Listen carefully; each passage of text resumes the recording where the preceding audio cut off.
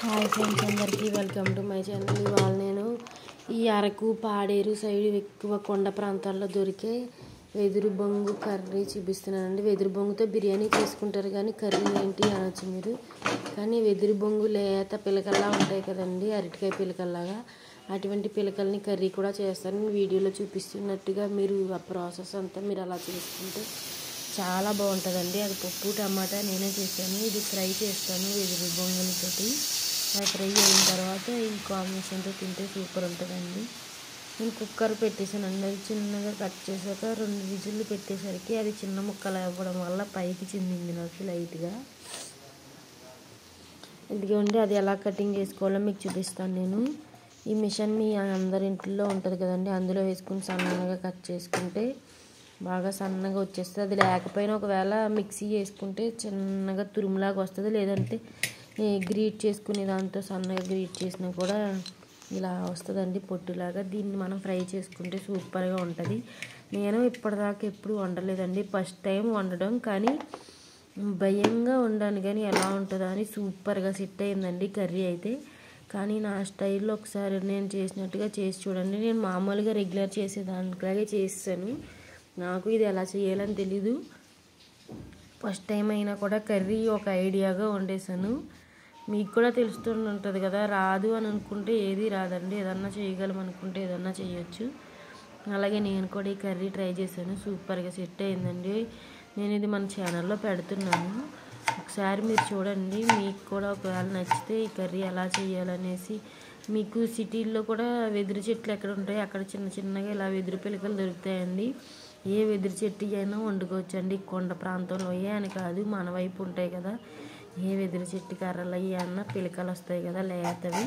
ఆ పిలకలు తెచ్చుకుని ఇలా నేను చూపిస్తున్నట్టుగా సేమ్ ప్రాసెస్లో మీరు చేసుకున్నారంటే, ఇలా కటింగ్ చేసుకుని నీట్గా మీరు వండుకున్నారంటే కూర సూపర్గా ఉంటుందండి. ట్రై చేసి మీకు ఎలా వచ్చింది అన్నది నాకు కామెంట్ చేయండి మన ఛానల్లో. నేను తప్పకుండా దానికి రిప్లై ఇస్తాను. ఇలా కర్రీ చేసుకుంటే మీకు చాలా బాగుంటుందండి. నేను పప్పు టమాటా చేసి దానికి ఫ్రై చేశాను. ఎలా ఉంటుందా అని ఎప్పుడు తినలేదు నేను కూడా. ఇక్కడ అందరూ తింటున్నా చాలా బాగుంటుంది అన్నారనేసి నేను ఎలా వండాను. దీన్ని మనం ఎలా కావాలితే అలా కర్రీ చేసుకోవచ్చు. కాకపోతే ఏంటంటే ఇది కటింగ్ చేసిన తర్వాత బాయిల్ చేసుకుని అప్పుడు కుక్ చేసుకోవాలండి. ఇక్కడ వాళ్ళు అనేది ఏంటంటే ఇది నైట్ బాయిల్ చేసుకుని పక్కన పెట్టుకుని మార్నింగ్ కుక్ చేసుకుంటే ఇంకా బాగుంటుంది అన్నారు. కానీ నేను అలా కాకుండా ఇప్పుడే బాయిల్ చేసేసి కుక్కర్లో ఇప్పుడే మన స్టైల్లో అంటే నా స్టైల్లో కర్రీ చేసేస్తున్నాను, ఫ్రై చేస్తున్నాను అనమాట. నేను ఆ పప్పు టమాటాకి ఆ కర్రీ వేసుకుని తింటే సూపర్గా సెట్ అయిందండి. మీరు కూడా ఒకసారి ట్రై చేయండి. నేను చెప్పినట్టుగా సేమ్ నేను ఎలా పెట్టాను అలాగే ఇది ఇలా కుక్కర్లో సన్నగా కటింగ్ చేసుకున్న తర్వాత 2 విజిల్స్కే నాకు అలా అయ్యిందండి. ఇదిగోండి కుక్కర్ అంతా ఎలా వచ్చిందో చూసారు కదా పైన. అలా వచ్చిన తర్వాత కాస్త వేడి తగ్గాక ఆ వాటర్ అంతా వంచేయాలండి. మీ దగ్గర ఏదన్నా జాలి ఉంటే ఆ జాలితో వాటర్ అంతా వంచేసి మళ్ళీ సెకండ్ టైం కూడా అందులో వాటర్ వేసుకుని మళ్ళీ ఆ వాటర్ కూడా పోయేదాకా మళ్ళీ వంచాలండి. అలా 2 టైమ్స్ అలాగా వాటర్ వంచేసిన తర్వాత అది తీసుకుని పక్కన పెట్టుకుని మనం కర్రీ చేసేసుకోవచ్చండి. ఇప్పుడు చూడండి, నేను ఇది ఫస్ట్ టైం వంచేసాను కదా, ఇప్పుడు సెకండ్ టైం దానికి నేను మళ్ళీ ఒక గ్లాస్ వాటర్ తీసుకుని అందులో వేసి మళ్ళీ ఒకసారి గరిటె పెట్టి తిప్పి దాన్ని కూడా వంచుతున్నానండి. అలా నేను 3 టైమ్స్ చేశాను. మీకు వీడియోలో ఒక్కసారే చూపిస్తున్నాను, ఎందుకంటే వీడియో మరీ లాంగ్ అయిపోద్దని. ఇప్పటికే ఈ వీడియో చాలా లాంగ్ అయిపోయింది అనుకుంటున్నాను నేను, అందుకనేసి. మీకు కావాలితే మీరు కూడా ఇలాగే నేను చెప్పినట్టుగా చేసేయండి. ఇదంతా వంచేసిన తర్వాత నీట్గా వాటర్ అంతా పోతుంది కదండి. తర్వాత మీ ఇంట్లో ఒక జల్లెడలాగా కానీ లేకపోతే వడకట్టుకునేది ఉంటుంది కదా, టీ వడకట్టుకునేది కానీ అటువంటిది ఏదన్నా యూజ్ చేసి ఈ వడకట్టేసిందంతా ఉంటుంది కదా అందులో వేయాలి.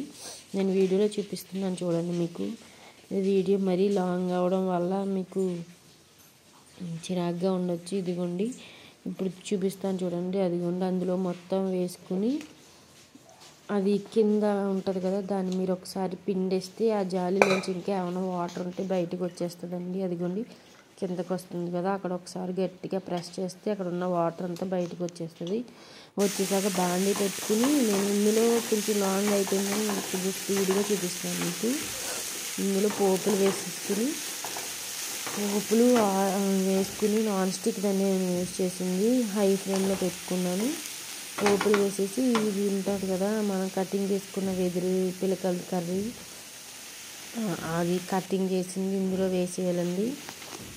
వేసేసి మూత పెట్టుకోవాలి ఒక 2 minutes. మూత పెట్టుకున్న తర్వాత ఒకసారి తీసి చూసి కొంచెం ఉప్పు వేసుకుని కలుపుకోవాలండి.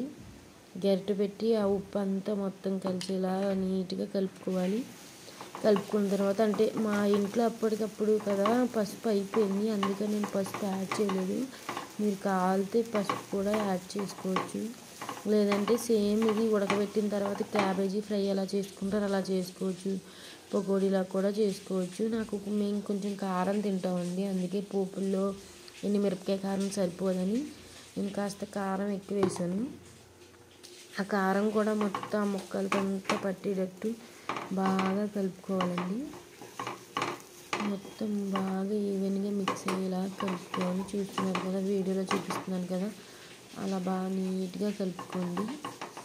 కలుపుకున్న తర్వాత చూసి ఒకవేళ మీ దగ్గర పసుపు ఉంటే పసుపు కూడా వేసుకోవచ్చు. నా దగ్గర పసుపు అవైలబుల్గా లేదు, అందుకనేసి నేను కారం అవి వేసుకుని బాగా మిక్స్ అయ్యేదాకా నేను ఇదంతా హై ఫ్లేమ్లో పెట్టుకున్నాను. తర్వాత కారం వేసి మిక్స్ చేసుకున్న తర్వాత ఒక 2 minutes మూత పెట్టుకుని ఇలా తీసుకోవాలండి. తీసుకున్నాక కలర్లోకి వస్తుంది, లైట్గా గోల్డెన్ కవర్లో. కావాలంటే దీనిపైన ధనియాల పొడి అవి కూడా వేసుకోవచ్చు. ధనియాల పొడి, లైట్గా గరం మసాలా కూడా వేసుకుంటే ఇంకా టేస్టీగా ఉంటుందండి. కరివేపాకు అవన్నీ వేసుకుని సేమ్ ఇది ఉడకబెట్టిన తర్వాత మీరు పకోడీలాగా కానీ ఫ్రైలాగా కానీ డీప్ ఫ్రై చేసుకున్నా కూడా ఇది సూపర్గా ఉంటుందండి. మీరు ఎలా ట్రై చేసినా కానీ బాయిల్ చేసి చేసుకుంటేనే చాలా టేస్ట్గా ఉంటుంది. మీరు బాయిల్ చేయకుండా డైరెక్ట్ కర్రీ చేసుకుంటే కాస్త వగర్లాగా అదొక రకమైన టేస్ట్ వస్తుందండి, వెదురు బొంగు టేస్ట్. అది మనం తినలేము, మన సైడ్ వాళ్ళు అయితే తినలేరు, ఆంధ్ర వాళ్ళు. అందుకనేసి నేను ఇలా చేశాను అనమాట. అందులోని ఇటువంటి విచిత్రమైన కర్రీలన్నీ చేస్తే మా ఆయన గారికి ముందే చిరాకు వస్తుంది, అందుకని నేను కొంచెం ఆయనకి ఇష్టం అయ్యేలా ఇలా చేశాను అనమాట. పిల్లలు అందరూ తినేలా ఉంటుందని టేస్ట్ చేశాను. ధనియాల పొడి, గరం మసాలా, అదిగోండి లైట్గా గరం మసాలా, ధనియాల పొడి కూడా నేను వేసాను. అవి బాగా వేసిన తర్వాత ఈ హైలో పెట్టుకుని బాగా తిప్పుకోవాలి. ఇలాగా బాగా తిరిగిన తర్వాత హైలో కొంచెం బాగా ఎలా అంటే కొంచెం క్రిస్పీగా వచ్చినట్టు మీకు తెలిసిపోతుంది. ఆ క్రిస్పీనెస్ అలా లైట్గా వచ్చింది దాకా అలా తిప్పుకుంటూ ఉండాలి, లేదంటే కాసేపు అలా వదిలేసినా కూడా అది కాస్త క్రిస్పీగా తయారైపోతుందండి. మొత్తం అంతా మిక్స్ అయ్యేలా తిప్పుకున్న తర్వాత దీనిపైన కాస్త ఉంటుంది కదా, ఇదిగోండి ధనియాల పొడి ఇప్పుడు వేసాను నేను. సారీ, ఇందాక వేసాను అనుకుని చెప్పేసాను, కానీ ఎప్పుడైనా వేసుకోవచ్చు మీరు, ఏం ప్రాబ్లం లేదు. అది మిక్స్ అయిన తర్వాత ధనియాల పొడి మిక్స్ అయిన తర్వాత బాగా శనగపిండి ఉంటుంది కదండి, శనగపిండి వేసుకుంటే ఇంకా టేస్ట్గా ఉంటుంది. శనగపిండి అవైలబుల్గా లేదు అంటే మీ ఇంట్లో మీరు వేరుశనగలు ఉంటాయి కదా, వేరుశనగలు, నువ్వులు అవి బాగా వేయించుకుని అందులో 2 వెల్లుల్లిపాయలు కూడా వేయించుకుని ఆయిల్లో కాదు నార్మల్గా వేయించుకుని అది పొడి చేసి ఆ పొడి దీనిపైన జల్లుకుంటే ఇంకా కమ్మగా ఉంటుందండి. నేనైతే శనగపిండి వేసాను, ఫస్ట్ టైం కదా అనేసి కొంచెం భయంతో శనగపిండి వేసి అలా తిప్పుకున్నానండి. నాది ఉండలు కట్టింది, అందువల్ల ఇవన్నీ అలా చేసుకునేసరికి కొంచెం చిరాకు అనిపించింది నాకు. కానీ మీ దగ్గర మంచిగా ఉన్న శనగపిండి ఉంటే దాన్ని అలా పొడి పొడిగా పైకి జల్లేసి దాంతో మొత్తం ఇది కూడా అదంతా కలిసేలా బాగా తిప్పుకోవాలండి. తిప్పుకున్న తర్వాత ఒక 2 minutes మూత పెట్టేసుకుంటే మొత్తం అంతా అయ్యేసరికి ఇదిగోండి క్రిస్పీగా తయారవుతుంది. చాలా అంటే చాలా క్రిస్పీగా ఉంటుంది, టేస్ట్ కూడా సూపర్గా ఉంటుందండి. నేను ట్రై చేశాను కాబట్టి మీకు చెప్తున్నాను, మీరు కూడా ఒకసారి ఖచ్చితంగా ట్రై చేసి చూడండి. సూపర్ అంటే సూపర్గా ఉంటుంది. ఇప్పటిదాకా ఎవరు యూట్యూబ్లో పెట్టి ఉండరు ఇటువంటిది కర్రీ నాకు తెలిసి. మీరు ఒకసారి మీ వైపు ఏమన్నా దొరికితే ఇటువంటి వెదురు పిలకలతో మీరు కూడా ఇలా కర్రీ చేసి చూడండి, చాలా బాగుంటుంది. నిజంగా చెప్తున్నా అండి, ఎంత టేస్ట్గా ఉందంటే అంత టేస్ట్గా ఉంది. నేను పప్పు టమాటాతో ఇది ఫ్రై నంచుకుంటే ఎంత టేస్ట్గా అంటే అంత టేస్ట్గా ఉంది. చాలా బాగుందండి. గోల్డ్ అంటే ఎలా అంటే నేను ఒక ఓడియాల్లాగా అయిపోయింది. పైనుంచి కిందకి అలా జల్లుతుంటే పనస పొట్టు జల్లితే ఎలా ఉంటుందో సేమ్ అలాగే ఉందండి. కర్రీ అంతా అయ్యేసరికి ఎంత టేస్ట్గా ఉందంటే చాలా టేస్ట్గా ఉంది. చాలా బాగుందండి. పాడేరులో బయట బాగా వర్షం పడుతుందండి. ఆ వర్షంలో నేను ఈ కర్రీ చేశాను. సూపర్ అంటే సూపర్గా సెట్ అయింది. ఇదిగోండి, మా ఇంటి పక్కనే ఉన్న కొండ అనమాట. చూడండి వర్షం ఎలా పడుతుందో. బాగా వర్షం పడుతున్నప్పుడు ఇటువంటి కర్రీస్ అన్నీ చేసుకుని వేడి అన్నంలో వేసుకుని తింటే చాలా బాగుంటుందండి. ఇలా బాగా ఫ్రై అయిన తర్వాత ఇదిగోండి చూడండి, 2 minutes మూత పెట్టి మళ్ళీ తీసాను. నేను అలా 3 times పెట్టాను. అలా పెట్టడం వల్ల కొంచెం గోల్డెన్ కలర్లోకి బాగా వచ్చింది. శనగపిండి వేసి బాగా కర్రీ రెడీ అయిన తర్వాత ఇలా అయ్యిందండి నాకు.